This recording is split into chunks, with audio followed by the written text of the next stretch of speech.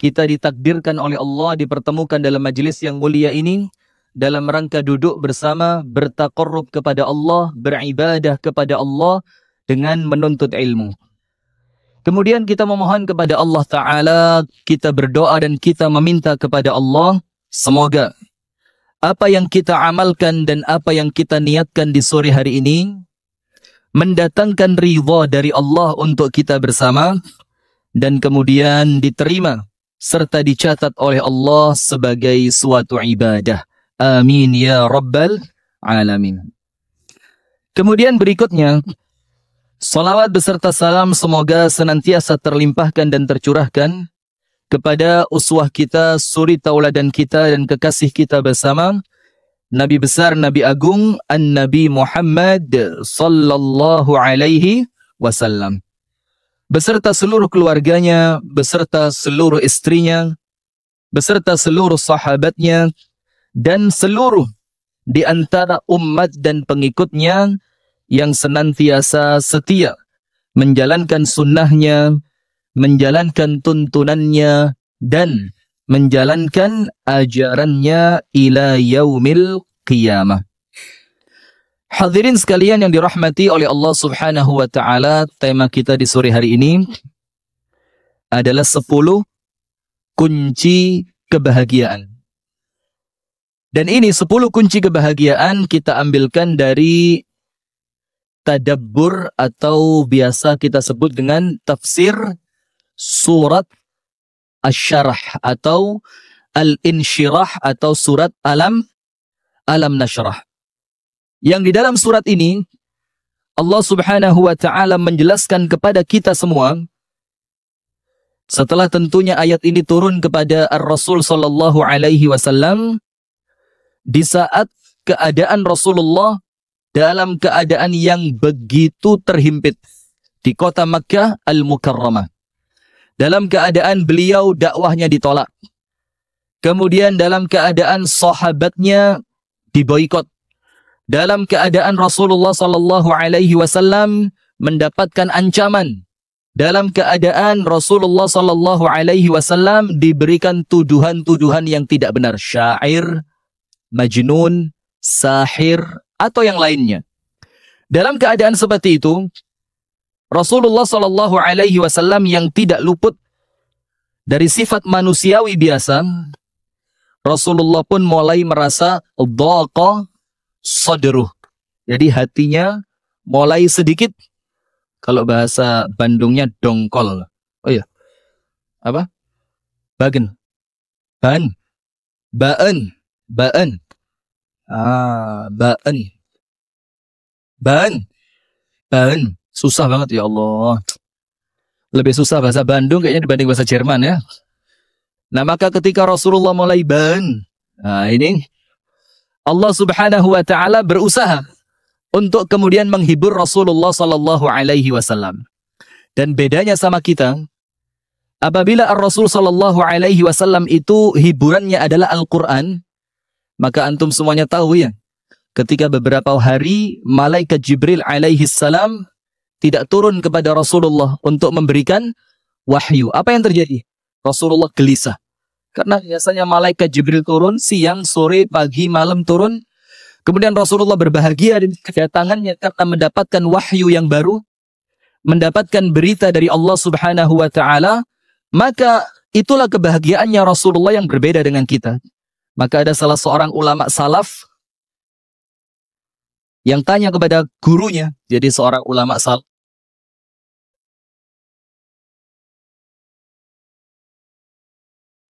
berapa banyak seharusnya kami membaca Al-Quran? Jadi seberapa banyak kami harus membaca Al-Quran setiap harinya? Maka jawaban gurunya apa? Sesuai dengan keinginanmu untuk bahagia. Semakin besar engkau ingin bahagia, maka semakin banyaklah engkau membaca Al-Quran. Semakin sedikit Al-Quran yang engkau baca, maka semakin sedikit kebahagiaan yang akan engkau dapatkan. Nah, maka hadirin sekalian yang dirahmati oleh Allah, ketika ayat ini turun, Rasulullah dalam keadaan yang sangat-sangat bersedih. Dalam keadaan dakwahnya ditolak dan yang lainnya, maka Allah Subhanahu wa Ta'ala menghiburnya dengan menurunkan surat yang judulnya saja, surat yang nama suratnya saja, itu sudah kelapangan. Al-Shirah atau Syirah. Al-Insyirah itu bahasa Arabnya sesuatu yang kemudian dari sempit, insyirah menjadi luas. Yang sebelumnya sedih, kemudian kesedihannya hilang diganti dengan bahagia. Yang sebelumnya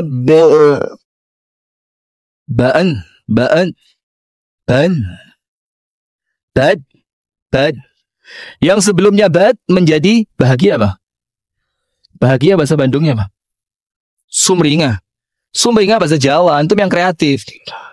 Bunga, sama bahasa Jawa juga. Antum kurang kreatif ya. Dari yang sebelumnya bad, kemudian menjadi sumringah, menjadi bunga, menjadi bahagia. Nah, dari surat ini, Alam nashrah laka sadrak wa wada'na anka wizrak alladhi anqadha dhahrak wa rafa'na laka dhikrak fa inna ma'al usri yusra fa idza faraghta fansab wa ila rabbika farghab. Dari 8 ayat ini, para ulama mengeluarkan 10 kunci dasar kebahagiaan. Apabila yang 10 ini kita mengerti dengan benar, kita memahaminya dengan sempurna, dan kita bisa mengamalkannya dengan baik dalam kehidupan sehari-hari kita, maka sedih tidak akan pernah ada. Kalaupun sedih, ditinggal kekasih meninggal dunia, maksud saya bukan pacar. Ya mungkin suaminya, istrinya, anaknya, orang tuanya, orang terdekatnya meninggal, maka sedihnya hanya akan berlalu beberapa saat saja. Karena dia kembalikan semuanya kepada takdir dari Allah Subhanahu wa ta'ala. Dan itulah kita pentingnya belajar takdir yang disebutkan oleh Al-Imam Ibnul Qayyim Al-Jauziyah rahimahullahu ta'ala. Beliau katakan apa?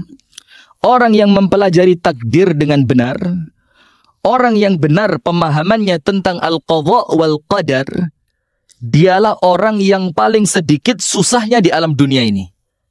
Karena apa?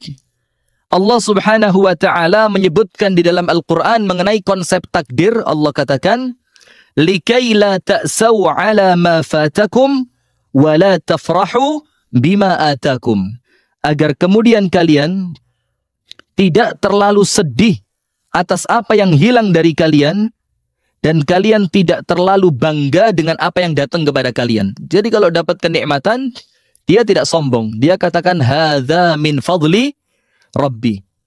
Dia kembalikan semua itu kepada Allah. Dan apabila kemudian dia mendapatkan kesusahan, dia mendapatkan musibah, dia meyakini bahwa musibah ini tidak akan datang kecuali atas izin dari Allah Subhanahu wa ta'ala. Nah, maka sekarang kita mulai surat Alam Nashrah dan kita akan mulai kunci kebahagiaan. Yang perlu ditulis di sini adalah nomor 1 dan nomor 2. Nomor 1 dan nomor 2. Nomor 1 dan nomor 2 ini merupakan oleh para ulama, kami yang melapangkan di situ. Siapa? Siapa hadirin? Ada hadiahnya nggak ini? Hadiah umroh ya? Hadiah umroh. Siap, luar biasa ya. Kami di situ, Alam Nashrah, kami, bukankah telah kami lapangkan kami di situ? Para ulama tafsir tidak ada seorang pun yang berselisih mengatakan bahwa kami di ayat itu adalah Allah. Kebahagiaan kita hanyalah Allah Subhanahu wa ta'ala. Kita tahu pencipta kebahagiaan itu adalah Allah. Kita tahu yang mampu memberikan kebahagiaan dialah Allah. Dan kita mampu memintanya langsung kepada Allah Subhanahu wa ta'ala. Nah, maka sekarang dari sini Al-Imam Al-Hafidh Ibnu Katsir, Al-Imam Al-Hafidh Ibnu Katsir rahimahullahu ta'ala mengatakan mengenai bahagia, apa beliau katakan? Annas sa'adata, bahwasannya kebahagiaan itu wa ta'ala. Lalu beliau katakan, yaj'aluhu fi qalbi man yasha fayas'ad. Allah akan letakkan bahagia ini, makhluk yang bernama as-sa'ada, ke dalam hati seorang manusia, fayas'ad, maka pasti bahagia apapun yang terjadi.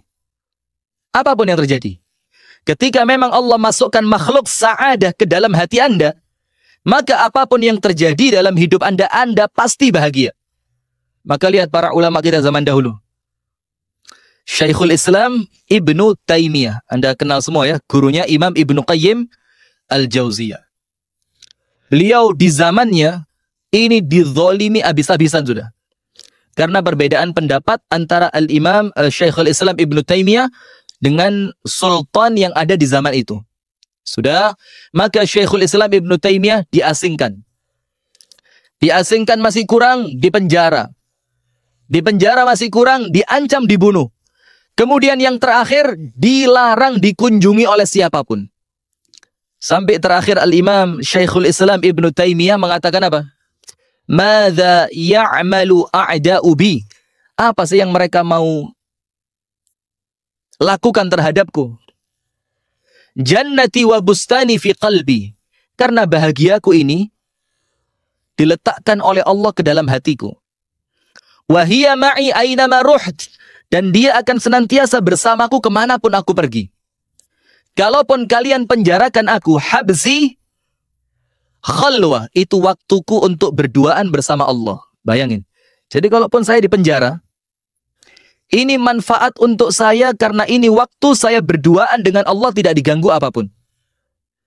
Wa tardi siyahah. Apabila aku diasingkan, itu rekreasi buat saya. Ketemu tempat baru, lihat suasana baru, ada pemandangan baru, ketemu teman yang baru, itu rekreasi. Kalau aku diasingkan. Wa qatli, puncaknya, ketika pun aku akan dibunuh, maka itu apa? Syahadah. Itu mati syahid yang aku nanti-nantikan. Maka lihat para ulama, ketika mereka memahami bahagia mereka di tangan Allah, maka mereka tidak akan mencari kebahagiaan dengan cara murka dari Allah. Tidak bisa. Karena apabila kita tahu bahagia ini milik Allah, maka mencarinya dengan cara yang diridhoi oleh Allah. Tidak mungkin kemudian orang yang melakukan sesuatu dalam rangka mencari bahagia tapi dengan cara yang dimurkai oleh Allah, tidak mungkin bisa bahagia. Coba sebut satu aja apa? Narkoba. Ya pas narkobanya aktif aja dia bahagia. Kalau efeknya hilang, sedih lagi. Minuman keras sama. Klub malam sama. Anda jalan-jalan ke tempat yang tidak benar, ya ketika itu aja bahagia. Setelah itu, hilang bahagianya. Maka saya pernah punya teman, dan dia sudah meninggal dunia, rahimahullahu ta'ala. Ini pecandu narkoba luar biasa. Pecandu narkoba. Orang tuanya dokter. Jadi dia bisa mendapatkan narkoba itu dengan mudah. Orang tuanya dokter. Karena orang tuanya merasa sudah terlalu kasihan, sampai cara mengasihani pun dengan cara yang salah. Disediakan itu narkoba buat anaknya.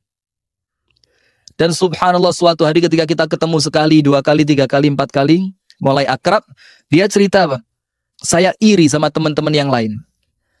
Kenapa? Teman-teman yang lain, cukup mereka baca Al-Quran, cukup mereka sholat malam, cukup mereka duduk di majelis ta'lim, itu bahagia mereka muncul. Mereka ketawa, mereka tenang, mereka sumringah, mereka bunga, mereka bahagia hatinya. Sementara saya, kebahagiaan saya terletak pada benda ini, yaitu narkoba. Artinya saya diperbudak oleh benda ini. Dan artinya dia menjelaskan bahwa memang dengan ini saya tidak akan bahagia. Karena kebahagiaannya salah, bukan dari Allah. Yaj'aluhu fi qalbi man yasha' fayas'ad. Allah letakkan bahagia pada hati seseorang, maka orang itu pasti bahagia. Tapi sebaliknya hati-hati. Apa Imam Ibn Katsir katakan? Wa yanzi' naza'. Wa yanzi'uhu min qalbi man yasha' fayashqa. Tapi ketika bahagia itu, makhluk yang namanya bahagia ini oleh Allah dicabut dari hati seorang manusia, yashqa, akan susah hidupnya. Akan sedih hidupnya. Walaupun dia memiliki semua sarana yang mendukung untuk bahagia. Dan terbukti sekarang. Kita lihat orang-orang yang berlimpah harta, bingung cari bahagia kemana. Kemudian kita lihat orang yang jabatannya tinggi, tidak puas dengan jabatannya. Kita lihat orang yang memiliki ketenaran, terakhir mati bunuh diri. Iya enggak? Artinya apa? Bukan di situ letak bahagia. Dan kita perlu sadar, ketika memang bahagia ini oleh Allah dicabut, maka apapun yang kita miliki tidak akan mendatangkan kebahagiaan. Karena apa? Memang makhluk yang bernama as-sa'adah oleh Allah telah dicabut. Maka nanti antum silakan buka di dalam surah An-Najm. Dalam surat apa? An-Najm, ayat yang 43. Pojok sebelah mana ya? Saya tidak ingat ini. Dalam surah An-Najm ayat yang ke-43 Allah Subhanahu wa taala berfirman, "Wa annahu," dan dialah dia, annahu dia. Ditambahi lagi, huwa, dia satu-satunya. Ini penegasan. Ada kalimat anna, ini penegasan. Lalu ditambahi hu, yaitu dia, yaitu Allah. Ditambahi lagi huwa, dia satu-satunya. Apa itu? Adhaka wa abka, yang menjadikan di antara kalian tertawa dan yang menjadikan lainnya menangis. Siapa dia? Allah. Jadi Allah lah yang mutlak menjadikan seseorang akan tertawa dan yang menjadikan orang lain akan menangis karena kesedihannya. Nah, maka hadirin fahami yang nomor satu. Ini aslul usul, ini pondasinya. Ingat, bahagia milik siapa? Allah. Bahagia itu makhluk ciptaannya siapa? Allah. Maka apabila kita ingin bahagia, minta bahagia itu hanya kepada Allah. Cari kebahagiaan itu hanya dari Allah. Dan yakinkan bahwa tidak akan ada kebahagiaan selain dari Allah. Ini nomor satu.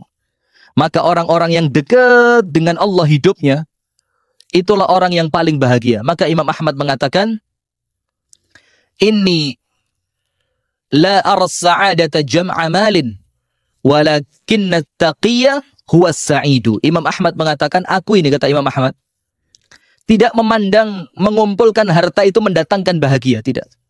Dan kalau zaman kita terbukti sekali ya, banyak orang kaya yang kemudian rumah tangganya rusak, anaknya tidak bisa diatur, suaminya entah kemana, istri tidak pernah di rumah, hilang bahagianya. Akan tetapi Imam Ahmad katakan, walakinna taqiyya, tapi orang yang bertakwa, huwa sa'idu, dialah orang yang berbahagia. Maka ingat nomor satu, sudah. Kita punya Allah sumber bahagia. Dan kita hanya akan meminta bahagia itu dari Allah, sebagaimana Allah Subhanahu wa taala katakan, Allazi khalaqal mauta wal hayat, dialah Allah yang menciptakan kehidupan dan dialah Allah yang menciptakan kematian. Sebagaimana Allah menciptakan bahagia, maka mintalah kepada Allah as-sa'adah. Kemudian yang berikutnya, yang kedua, dan ini masih pondasi, karena kita katakan pondasinya nomor satu dan nomor dua. Nomor satu, ingat, semuanya datangnya dari Allah. Yang kedua, alam nashrah laka sadrak. Lihat. Bukankah telah kami lapangkan, Allah melapangkan, dan apa yang dilapangkan oleh Allah? Apa yang Allah lapangkan? Sadrak, hatimu. Sehingga yang kita fahami di sini apa? Ketika Allah akan menjadikan seorang manusia berbahagia, itu bukan rumahnya yang Allah bikin lapang, tidak. Rumahnya Rasulullah sempit atau luas? Sempit. Sampai ketika Al-Hasan wal Husain masuk ke rumah Rasulullah, itu mereka berdua mengangkat tangannya seperti ini. Dan langsung atap rumahnya Rasulullah itu tersentuh. Kemudian ketika Rasulullah sholat tahajud, kita semuanya tahu ceritanya ya. Ketika akan sujud, ternyata tempat sujudnya terhalang oleh kaki dari ibunda Aisyah radhiyallahu taala anha wa ardaha. Ini saking sempitnya tempat itu. Oleh Rasulullah dihindarkan itu kaki, Rasul sujud. Ketika Rasul akan berdiri, dikembalikan kakinya ibunda Aisyah. Tapi Anda tidak akan pernah lihat rumah tangga yang bahagia melebihi rumah tangganya Rasulullah sallallahu alaihi wasallam. Rumahnya sempit. Sering di rumahnya tidak ada makanan. Kemudian dalam keadaan miskin luar biasa. Tanya, datang ke rumahnya Ummu Salamah pagi-pagi, "A'indaki syai'un?" Ada sesuatu yang bisa dimakan? Ummu Salamah mengatakan, "La syai'." Tidak ada apa-apa yang bisa dimakan. Apa kata Rasulullah? "Idzan ana shaim." Kalau begitu hari ini saya puasa, selesai masalah. Dan tidak diperpanjang, tidak perlu ditanyain. Uang belanja kemarin saya kasih kok udah habis sekarang. Repot, susah ya. Maka ketika Allah akan bahagiakan seorang manusia, yang dilapangkan bukan rumahnya. Yang dilapangkan bukan hartanya. Yang dilapangkan bukan jabatannya. Bahkan mohon maaf, yang dilapangkan bukan ilmunya. Bukan. Karena Allah tahu, untuk aku menjadikan hambaku bahagia, tidak perlu aku melapangkan hartanya, tidak perlu aku melapangkan rumahnya, tidak perlu aku melapangkan jabatannya. Allah Maha tahu, cukup aku lapangkan hatinya dia. Maka hati yang lapang, tinggal di tempat yang sempit pun akan terasa nyaman. Hati yang lapang, memakan makanan yang sederhana pun akan terasa nikmat. Hati yang lapang, dengan keadaan rumah tangga kecil yang tidak diberi fasilitas mewah, itu akan tenang. Karena memang dari awal mereka telah memiliki hati yang lapang. Nah, maka yang kedua ingat, sumber bahagia. Anna sa'adata mahalluha qalb. Bahwa bahagia itu tempatnya bukan di akal, tapi di hati. Ini nomor 2. Jadi kalau ingin bahagia, perhatikan hatinya masing-masing. Dan kalau kita mau tahu, semua penyakit yang menjadikan tidak bisa kita bahagia, itu semuanya penyakit hati. Semuanya penyakit apa? Hati. Hasad. Penyakit SMS. Apa? Susah melihat senang. Kalau orang senang dia susah. Kalau orang susah dia senang, hasad. Ini penyakit hati. Orang kalau punya penyakit hasad tidak akan bahagia. Jangankan ketemu orang yang dia hasad kepadanya. Namanya terdengar saja, itu hatinya sudah tidak tenang. Kemudian tamak. Tamak itu apa? Rakus ya. Ini penyakit hati. Dapat 1 kurang, minta 2. Maka Rasulullah katakan, "Lau anna libni adami wadiyani min dhahabin, labtagha minhu thalith." Sekiranya manusia ini memiliki 2 lembah berisi emas, itu tidak cukup buat dia. Maka dia akan meminta lembah yang ketiga. Dan terus akan seperti itu sampai Rasul katakan apa? "Wa ma yamla'u fa ibnu Adam illa turab." Dan tidak ada yang menjadikan mulutnya ibnu Adam itu kenyang kecuali tanah. Artinya kalau dia sudah meninggal dunia. Nah, maka perhatikan. Kalau Anda ingin bahagia, Anda harus tahu bahagia itu letaknya di hati. Maka jangan sampai hati yang tempat Allah meletakkan bahagia itu terlanjur penuh dengan kotoran-kotorannya. Maka nanti bahagia tidak bisa masuk ke dalamnya. Dan ingat, bahagia bukan di akal. Bahagia bukan di akal. Maka Anda tidak perlu jadi cerdas untuk bahagia, tidak perlu. Lebih ekstrimnya lagi apa? Orang gila, akalnya rusak, gila. Akalnya rusak. Tapi subhanallah kita lihat, kadang-kadang kita iri sama dia. Pakaiannya kotor, makannya sembarangan, tidurnya pun tidak teratur, tapi subhanallah pergi kemana ketawa, padahal gila. Karena apa? Dia akalnya rusak, tapi mungkin Allah beri hati yang hidup buat dia. Sehingga dengan hati itu Allah menjadikan dia bahagia. Nah, sekarang pertanyaan, silakan dijawab ya. Yang bisa jawab dapat hadiah. Ah, ini hadiahnya. Taruh mana ya? Begini. Kenapa bahagia oleh Allah diletakkan dalam hati? Bukan diletakkan dalam harta, bukan diletakkan di dalam kecerdasan, bukan diletakkan dalam jabatan, bukan diletakkan dalam kemewahan atau yang lain. Kenapa diletakkannya dalam hati? Angkat tangan yang bisa jawab. Kenapa kok bahagia letaknya di dalam hati? Bukan diletakkan dalam kekayaan, di dalam jabatan, di dalam ketenaran, di dalam kecerdasan, tapi Allah letakkan dalam hati. Saya kasih waktu setengah jam. Kenapa? Ada yang bisa jawab? Mana tadi tes sosro tadi mana? Mana MC-nya pergi sudah? Ah, silakan. Antum dapat anggur. Sip. Jarang-jarang makan anggur kan? Silakan. Kenapa?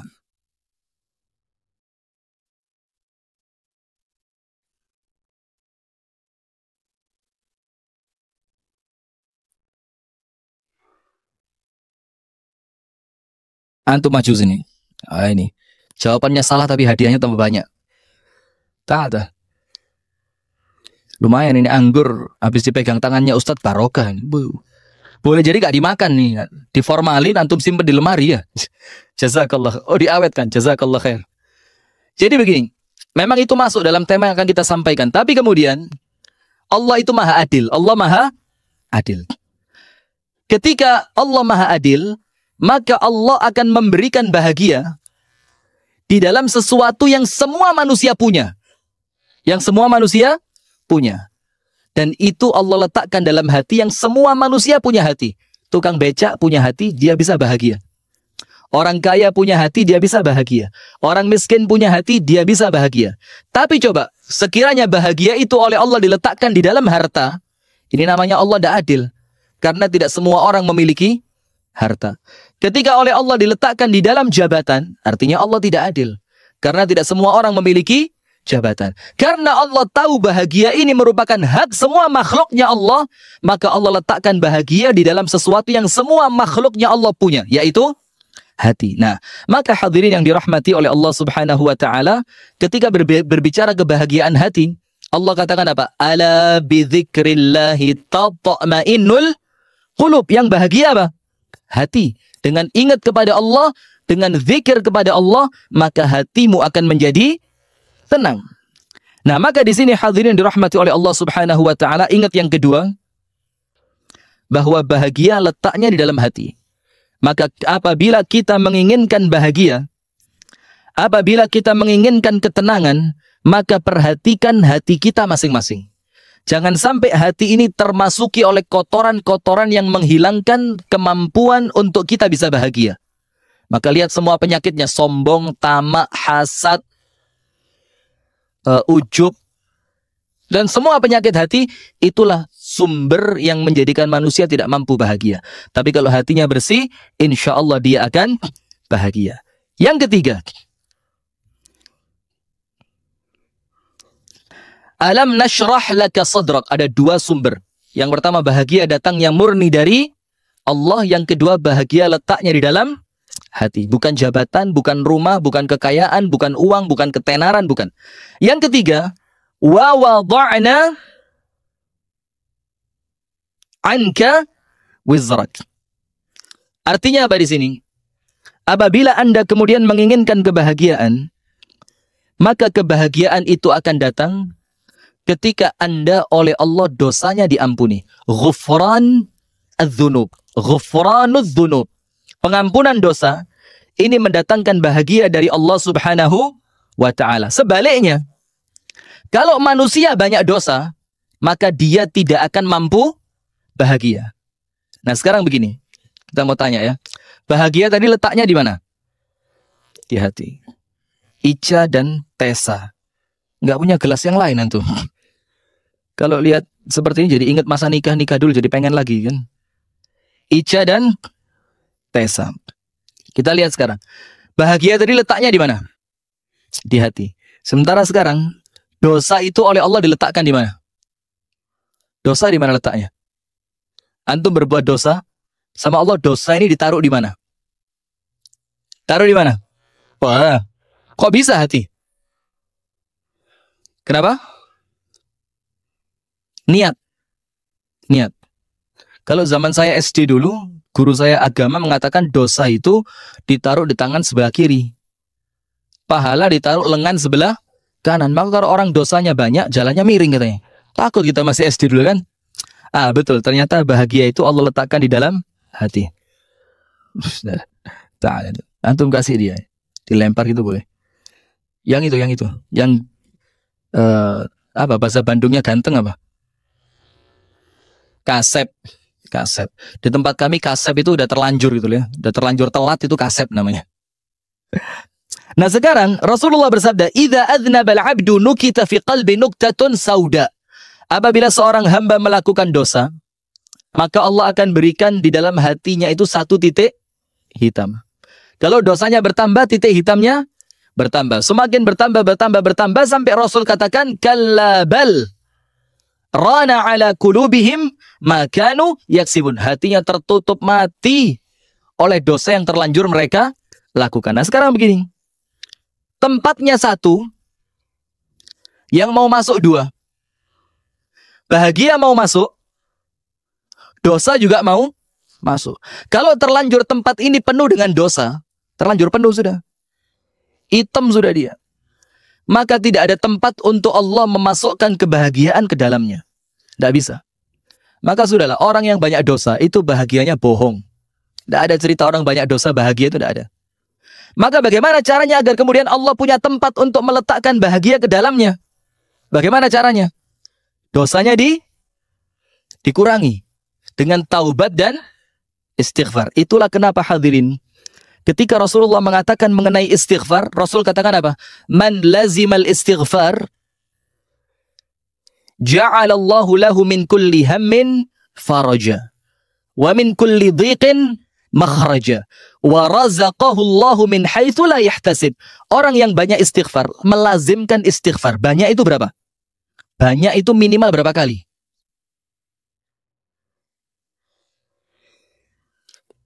Begini. Antum dikatakan, oh orang ini istighfarnya banyak. Itu setelah dia minimal baca istighfar berapa kali dalam satu hari? Berapa? 70. Oh, pelit orang Bandung ya. 70. Masya Allah. Berapa? 100. Pelit masih. Nah, para ulama sepakat, aqallul aktsarin, batas minimal dikatakan orang itu memperbanyak, itu setelah dia membaca sesuatu 300. Jadi misalkan dikatakan orang ini banyak solawat, artinya dia dalam satu hari bersolawat lebih dari 300 atau minimal 300. Maka ucapan man lazimal istighfar, orang yang banyak membaca istighfar, senantiasa melazimkan istighfar, artinya apa? Dia beristighfarnya minimal 300. Dan bagus kalau tanpa dihitung, sudah terus istighfar. Apa yang akan Allah berikan kepadanya? 3. Ja'alallahu lahu min kulli hammin faraja. Kesedihannya Allah hapus, Allah ganti dengan bahagia. Nah, sekarang apa hubungannya istighfar dengan bahagia? Ya karena itu tadi. Semakin kita beristighfar, dosanya semakin berkurang. Artinya wadah ini menjadi semakin kosong. Nah, tempat yang kosong tidak akan terisi kecuali Allah akan mengisinya dengan bahagia. Wa min kulli dhiqin makhraja. Kesempitan hidupnya sama Allah dilapangkan. Dan Allah akan berikan kepadanya rezeki dari tempat yang tidak pernah disangka dan tidak pernah diduga. Maka ingat yang ketiga, kalau ingin bahagia, ghufranud dzunub. Cari cara agar dosa kita oleh Allah diampuni. Karena semakin banyak dosa kita diampuni, semakin banyak ruang untuk Allah memasukkan bahagia. Maka sekarang lihat. Tidak ada orang yang paling bahagia kecuali at-taib, orang yang tobat. Orang yang tobat itu, Masya Allah. Antum lihat ya masa lalunya dia seperti apa. Kemudian setelah dia bertobat, dia merasa banyak dosa di hadapan Allah. Dia merasa hina di hadapan Allah. Semakin dia menangis, semakin dia bahagia. Kan lucu. Seharusnya semakin dia menangis, semakin dia bersedih. Semakin dia takut. Tapi tangisan orang yang bertaubat, itu melegakan hati. Karena sebanyak tangisan itu Allah akan ampuni dosanya. Ketika dosanya berkurang, Allah masukkan bahagia ke dalamnya. Dan Allah sebutkan di sini, alladzi anqadha dhahrak. Yang dosa itu Allah katakan apa? Membebani punggungmu. Artinya tidak ada orang penuh beban kemudian bahagia, tidak bisa. Bebannya banyak. Kredit rumah, kredit motor, bahkan jilbab kredit sekarang. Iya kan teh ya? Jilbab dicicil berapa kali? Jilbab cuma harga 200.000, cicilannya 20 kali. Masya Allah, sekali bayar 20. Nah artinya beban hidup ini tidak akan menjadikan orang bahagia. Maka kalau Anda ingin bahagia, bebannya dihilangkan. Maka orang yang banyak utang kan, antum yang lebih paham ya. Pusing sudah dia. Maka kalau utangnya lunas, Masya Allah tenang hatinya. Kenapa? Bebannya hilang. Nah maka sama Allah katakan dosa itu, jangan cuma sekedar dianggap dosa. Tapi dosa itu membebani hidup. Semakin banyak dosa, semakin terbebani hidup kita. Dan semakin susah kita untuk bisa bahagia. Maka Allah membahasakan di sini wa wada'na anka wizrak alladzi anqadha dhahrak. Kemudian yang keempat, wa rafa'na laka dzikrak.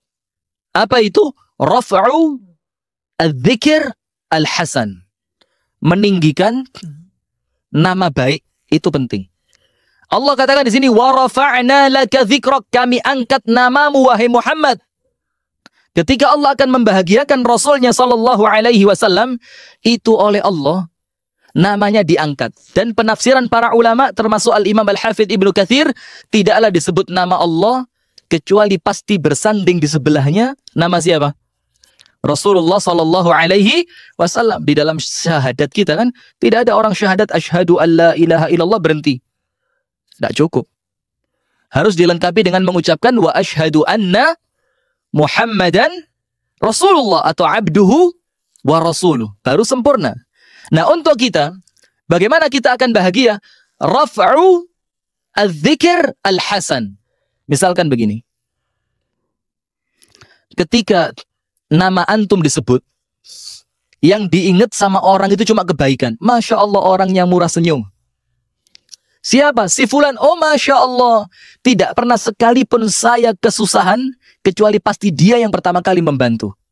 Disebut lagi, siapa? Si fulan. Oh Masya Allah, tidak pernah temannya sakit, kecuali pasti dia yang pertama kali menjenguk. Siapa disebut nama? Oh si fulan. Oh Masya Allah, itu orang tidak pernah lepas Al-Quran dari tangannya. Ketika nama kita itu terikat dengan sifat-sifat yang baik, maka itu membahagiakan. Maka itu apa? Dan bukan cuma orangnya yang bahagia, orang yang berada di sekitarnya pun akan ikut bahagia. Anaknya coba, ketika disebut nama bapaknya, saya kenal di kampung ini seorang laki-laki baik. Dia gemar membantu, orangnya ramah, orangnya baik, orangnya sopan santun luar biasa. Siapa namanya? Fulan bin Fulan. Anaknya akan mengatakan apa? Oh, itu bapak saya, bahagia. Istrinya pun sama, ketika disebut nama Fulan, Fulan, Fulan, Fulan, disebut baik semua.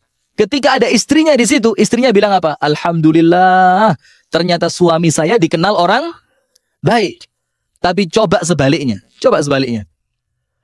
Setiap nama kita disebut, yang orang ingat itu keburukan kita. Na'udzubillah min syarri dzalik. Yang diingat apa? Utang gak bayar. Diingat lagi si fulan, waduh itu lisannya kayak silet. Ngerti lisannya kayak silet? Ngerobek-robek hatinya orang ini.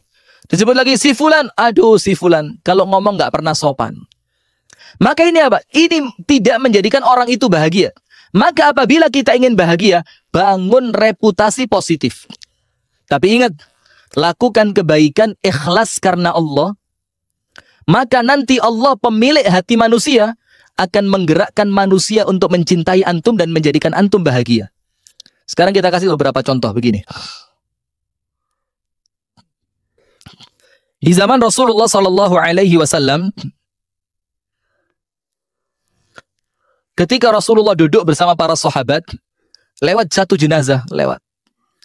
Lalu para sahabat mengatakan, ini jenazah yang lewat, jenazahnya orang baik. Lalu Rasulullah mendengar itu, Rasulullah menjawab, wajabat, oleh Allah diterima. Tak lama setelah itu, lewat jenazah kedua, lewat. Dan ketika jenazah yang kedua lewat, para sahabat bilang apa? Oh imma hadza syarrun nas. Kalau yang ini, jenazahnya orang jahat ini. Ini orang buruk ini, orang gak baik. Apa Rasul katakan setelah mendengarkan itu? Rasulullah mengatakan, jabat, oleh Allah diterima. Para sahabat bingung. Ya Rasulullah, lewat jenazah baik, kami katakan orang baik, engkau katakan diterima sama Allah. Lewat jenazah tidak baik, kami katakan tidak baik, engkau katakan diterima sama Allah. Apa yang diterima? Maka Rasulullah katakan apa? Antum, kalian ini, para manusia ini, syuhada'ullah fil ardi, adalah saksi-saksinya Allah di muka bumi. Apabila kalian menyaksikan seorang manusia itu baik, dan itu persaksian yang jujur dari dalam hati, maka Allah terima persaksian itu dan orang yang meninggal dianggap baik oleh Allah. Dan sebaliknya, ketika kalian menyaksikan seseorang itu kalian anggap jahat, orang itu buruk dengan kalimat-kalimat yang keluar dari lisan kalian yang tidak baik, dan itu keluarnya jujur dari dalam hati, maka persaksian itu pun oleh Allah diterima. Dan orang yang meninggal oleh Allah dianggap orang yang tidak baik. Dalam hadis yang lain, Rasulullah SAW bersabda, apabila salah seorang di antara kalian meninggal dunia, lalu setelah dia bangun reputasi positif, sehingga kemanapun Anda pergi, Anda dikenal oleh orang bahwa Anda itu orang baik. Nah sekarang lihat ini.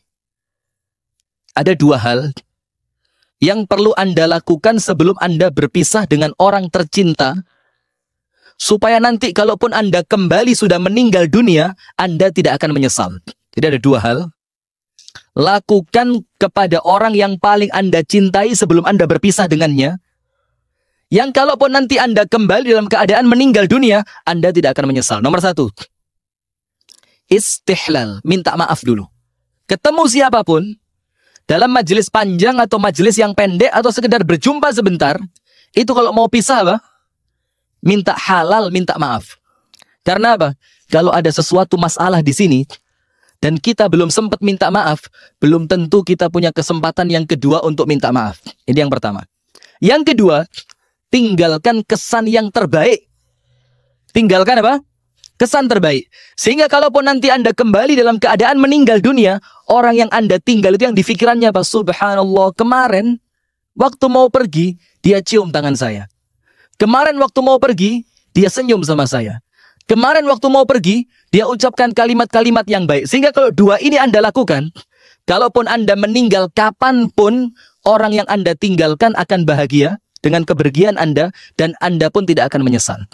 Dan ini termasuk membangun reputasi yang positif. Yang kelima, bahagia dari Allah, bahagia terletak di dalam hati. Apabila ingin bahagia, cari pengampunan dosa, karena dosa itu membebani dan tidak menjadikan orang bahagia. Yang keempat, jadilah orang yang dikenal baik. Karena orang baik itu di mana-mana pasti bahagia. Karena banyak orang yang akan senang kepadanya, banyak orang yang akan mengambil manfaat darinya. Yang kelima, disebutkan di sini, kita singkat ya. Waktunya nyutut gak? Kan pernah zalim kepada hambanya. Allah ciptakan siang, ada malam. Allah ciptakan sakit, sehat. Allah ciptakan tua, muda. Allah ciptakan bahagia dan sengsara. Semuanya berpasangan. Termasuk ketika Allah menciptakan al-usri, kesulitan, maka Allah ciptakan di sana yusran, kemudahan. Maka sudah tidak usah khawatir. Tidak ada kesulitan berdiri sendiri, tidak ada. Karena setiap kesulitan pasti akan tercipta bersamanya apa? Kemudahan. Yang kedua, atau secara urutan yang keberapa? 6. Al-yusru yanzilu fi lahdati nuzulil usr. Kemudahan itu datangnya bukan setelah kesulitan, tapi apa? Bersama.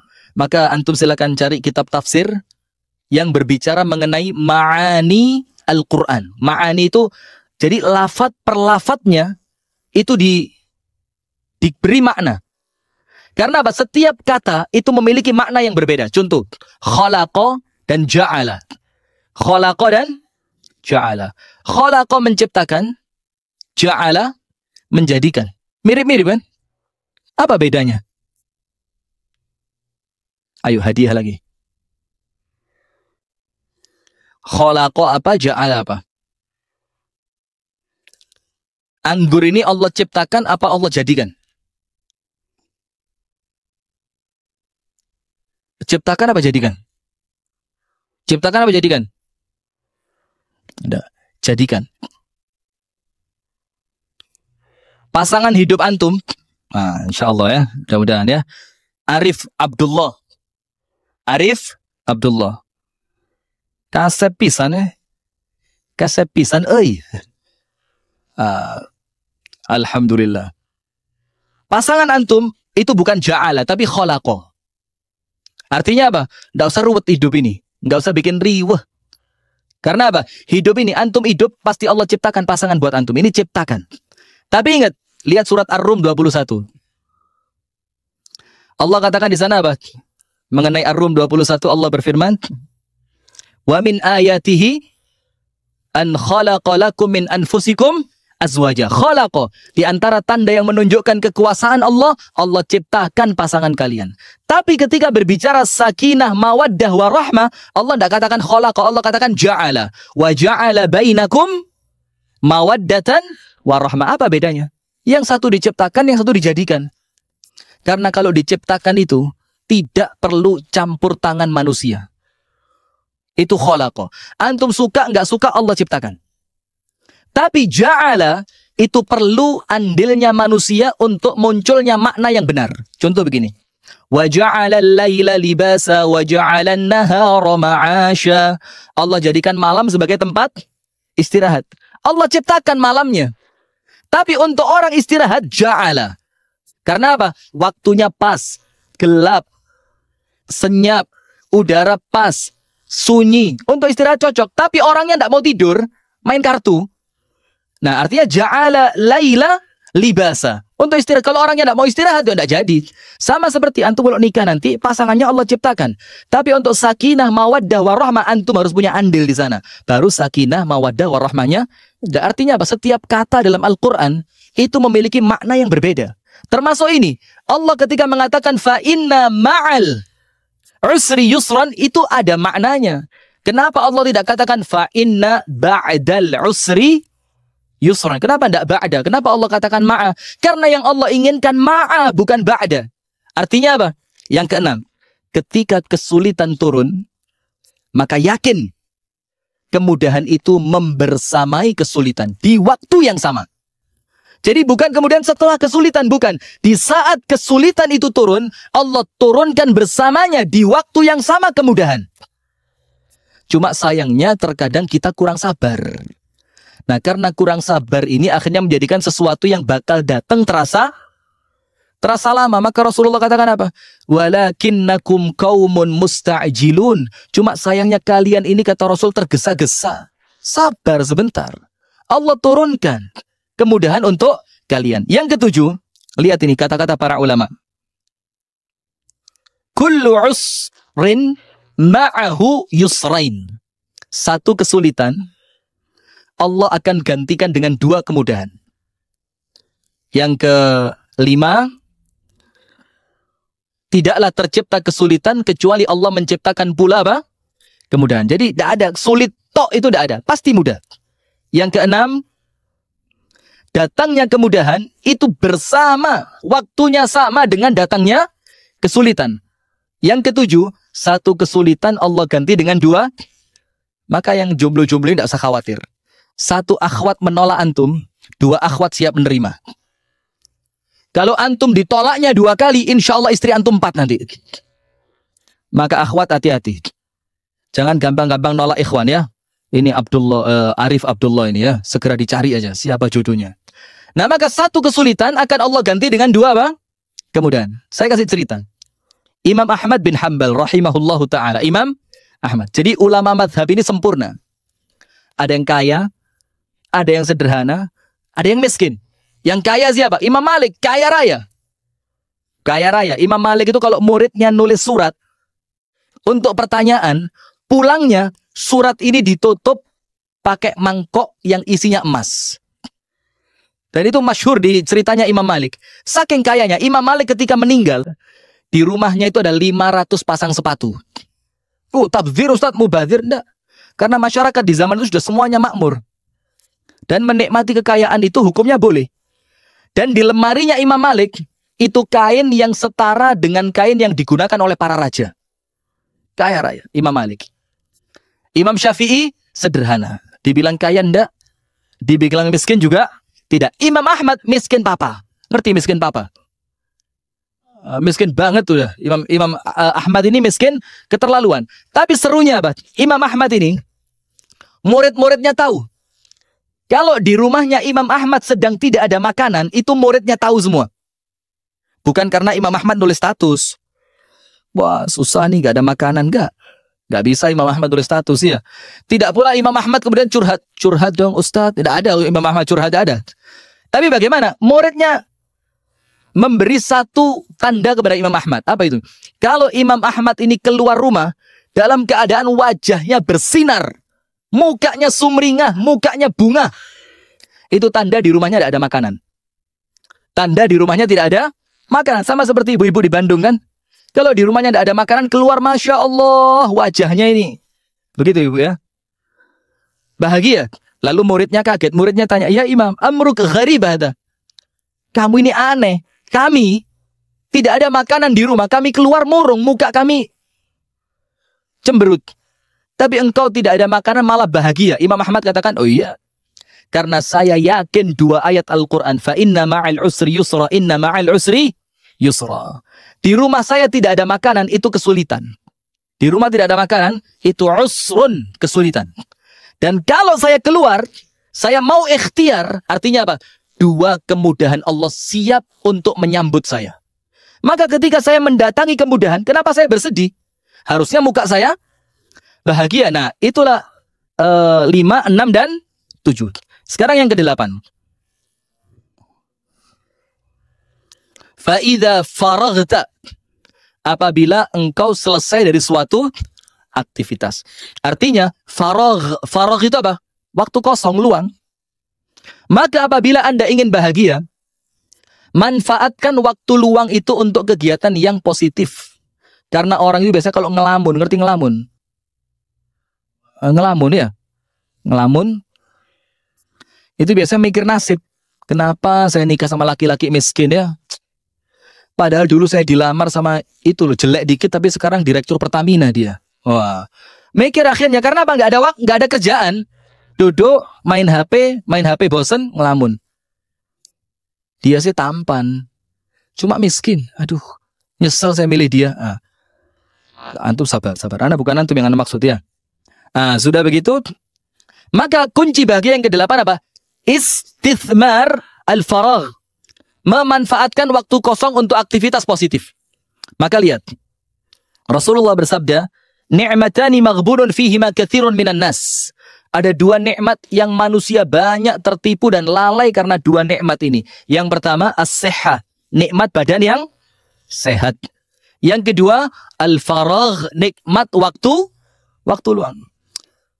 Kita ini kalau pas perjalanan mau ceramah gitu ya, dari rumah mau ke Malang atau dari rumah mau ke Kediri.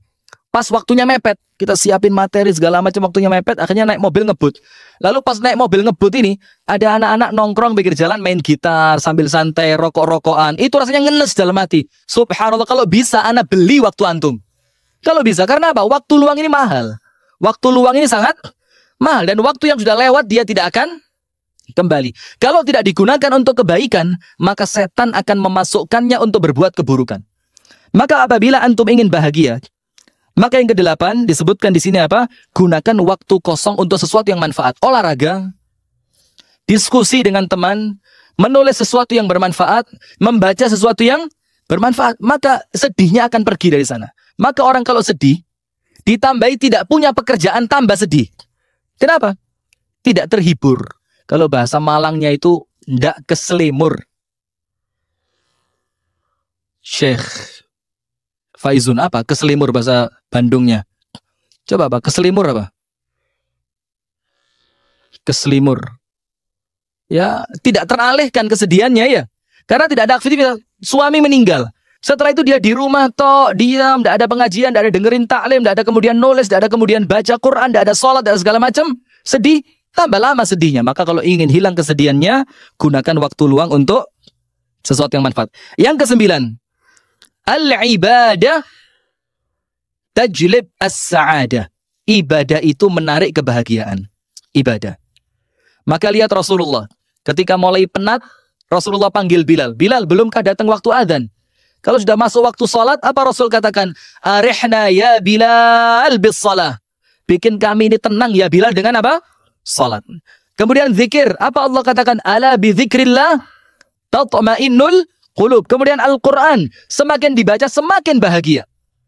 Artinya, apabila fa'idha faraghta fansab, nasab di sini, itu ibadah maknanya. Kalau selesai suatu aktivitas, langsung lakukan ibadah. Maka para ulama itu, kebahagiaan mereka, disebutkan, antum silakan beli kitabnya, ada kitab judulnya Min Akhlaqis Salaf. Sebagian ulama salaf itu mengatakan apa? Laula wujudul lail lama baqitu fil ard. Kalau tidak ada malam, saya tidak suka tinggal di dunia. Kalau tidak ada waktu malam, saya tidak suka tinggal di dunia. Karena apa? Waktu malam ini, mereka waktunya munajat kepada Allah. Bangun, zikir, sholat, doa, merintih di hadapan siapa? Allah. Artinya kebahagiaan mereka itu di waktu malam ketika mereka mampu beribadah. Dan yang terakhir, yang ke-10, al-ikhlas fi sarfil wujuh war-raghabat lillahi ta'ala. Memberikan semua permintaan dan harapan hanya kepada Allah. Itu sumber bahagia. Jadi yang ke-10, jangan berharap kecuali hanya kepada Allah. Jangan berharap kecuali kepada Allah. Apa ucapan al-Imam Asy-Syafi'i? Imam Syafi'i mengatakan, la tas'alanna bunayya Adam hajatun. Was'alillah alladhi abwabuhu la tuhjabu. Bunayya Adamu hina yus'alu yaghdabu. Wallahu in tarakta su'alahu yaghdabu. Imam Syafi'i katakan, jangan sekalipun meminta kepada manusia. Jangan. Tapi mintalah kepada Allah yang pintunya tidak pernah tertutup. Karena manusia semakin diminta mereka semakin marah. Sementara Allah apabila kalian tidak meminta, justru Allah akan marah. Maka mintanya hanya kepada Allah. Maka sifatnya Allah apa? Allahus Samad. Allah itu tempat kita bergantung. Disebutkan dalam ayat yang lain, wa may yatawakkal 'ala Allah fahuwa hasbuh. Barang siapa yang berserah diri, pasrah, tunduk, patuh, bersandar kepada Allah, maka Allah akan mencukupi semuanya. Allah cukupi uangnya, keamanannya, kesehatannya, Allah cukupi kebahagiaannya, semua Allah cukupi. Tapi ketika permintaan itu kita arahkan kepada selain Allah, maka Allah akan cemburu. Dan Allah tidak akan memberikan apa yang antum minta. Maka disebutkan dalam hadis yang sahih, man tawakkala ala syai'in wukkila ilaih. Barang siapa bertawakal kepada sesuatu, maka Allah serahkan urusannya kepada apa yang dia bertawakal kepadanya. Contoh, ada orang pakai jimat. Ngerti jimat? Jimat ya? Pakai. Lalu dia menganggap pakai sabuk jimat ini, bahasanya sabuk haikal atau apa itu ya, yang kalau pakai sabuk itu katanya tidak bisa kecelakaan. Ditusuk, nggak bisa tembus. Dia yakin, maka apa yang terjadi? Ketika dia bersandar pada ikat pinggangnya, maka Allah tinggalkan dia untuk diurus oleh ikat pinggangnya itu. Yang dia anggap jimatnya tadi. Allah tidak mau ngurus dia. Nah maka apabila Anda ingin bahagia, minta sesuatu hanya kepada Allah. Jangan merendahkan diri meminta kepada manusia. Sekarang lihat, begini. Apabila antum membutuhkan pertolongan, kalau minta sama manusia, malu iya, ditolong belum tentu. Malu pasti, ditolongnya belum tentu. Tapi kalau antum mintanya langsung kepada Allah, antum semakin mulia dan Allah pasti gerakkan manusia untuk menolong antum tanpa antum minta. Nah, terus mintanya sama manusia kepada Allah. Yang mendingan langsung kepada Allah Subhanahu wa ta'ala. Maka ingat kunci bahagia 10. Nomor 1, bahagia itu mutlak datangnya dari Allah. Nomor 2, letaknya di dalam hati. Nomor 3, banyak-banyak mengurangi dosa. Nomor 4, penyebutan nama yang baik. Jadi harus punya nama baik, nanti antum akan bahagia. Disebut di mana-mana baik, tapi ikhlas. Jangan mencari nama baik. Ikhlaskan karena Allah. Yang kelima, keenam, ketujuh. Yang kelima, tidak tercipta kesulitan kecuali Allah ciptakan kemudahan. Yang keenam, datangnya kemudahan bersama di waktu yang sama dengan kesulitan. Yang ketujuh, satu kesulitan Allah ganti dengan 2 kemudahan. Yang kedelapan, manfaatkan waktu luang untuk sesuatu yang bermanfaat. Yang kesembilan, bahwasannya ibadah itu menarik kebahagiaan. Dan yang terakhir, yang ke-10, jangan meminta sesuatu kecuali hanya kepada Allah. Mulia dunia, mulia akhirat. Kalau 10 ini kita faham dengan baik, maka apapun yang terjadi, kesedihan-kesedihan kecil, itu sekedar lewat saja ya. Mohon maaf tidak ada tanya jawab ya. Kurang lebihnya mohon maaf, kami kembalikan kepada saudara MC yang kasep pisan euy.